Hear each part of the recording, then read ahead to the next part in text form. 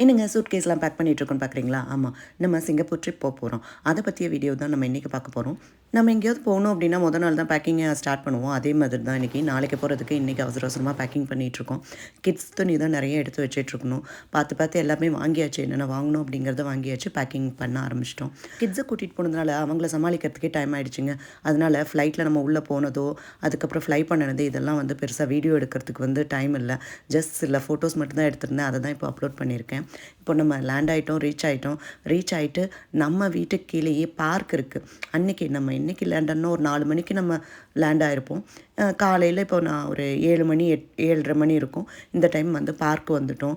ஒரு மாதிரி cloudy climate தான் இருந்துச்சு. இருந்தாலும் வந்த உடனேவே பிள்ளைங்க விளையாடணும்னு ஆசைப்படுவாங்க இல்லையா? அதனால் வீட்டுக்கு கீழேயே பார்க் இருக்குது. அங்கே தான் இப்போ வந்திருக்கோம். இதுலேயே பார்க்லேயே நிறைய சேஞ்சஸ் இருக்குது. ஏன்னா நான் 2 இயர்ஸ் முன்னாடி வந்திருந்தபோது இந்த பார்க் டோட்டலாக வேறு மாதிரி இருந்தது. இப்போ புதுசாக ரீகன்ஸ்ட்ரக்ட் பண்ணியிருக்காங்க. அந்த கேம்ஸு மற்ற இதெல்லாமே ரொம்ப நியூவாக இருக்குது. பழைய தீம் எதுவுமே இல்லை. பழசும் நல்லா இருந்தது, இதுவும் நல்லாயிருக்கு. நம்ம வீட்டை சுற்றியே ஒரு 2 பார்க் இருக்குது. அந்த 2 பார்க்லேயுமே இப்போ நம்ம விளையாண்டுட்டு இருந்தோம். நம்ம பார்த்துக்கிட்டு இருந்தது வேறு, இது வேறு. இது 5 இயர்ஸ் பிலோ அந்த கிட்ஸ் விளையாடுற அந்த பார்க்கு.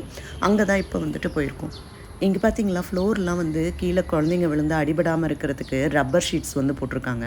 இது ஃபுல்லாகவே அவங்க கீழே விழுந்தாலுமே அடிபடாது. அந்த மாதிரி நம்ம ஊர்லேயும் பண்ணோன்னா நல்லாயிருக்கும்ல. இந்த இடம் புதுசாக இருக்கவும் சுற்றி பார்த்துட்ருக்காங்க. நிறைய விஷயம் புதுசாக இருக்குல்ல அவங்களுக்கு பார்க்குறதுக்கு.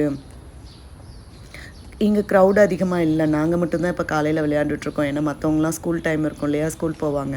மார்னிங் டைமில் அவ்வளோவா கூட்டமும் இல்லை. நாங்கள் மட்டும்தான் விளையாண்டுட்ருக்கோம்.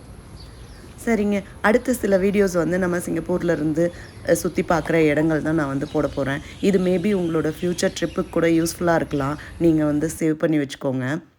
அண்ட் இந்த வீடியோ உங்களுக்கு பிடிச்சிருந்ததுன்னா எனக்கு சப்போர்ட் பண்ணுங்கள். தேங்க்யூ.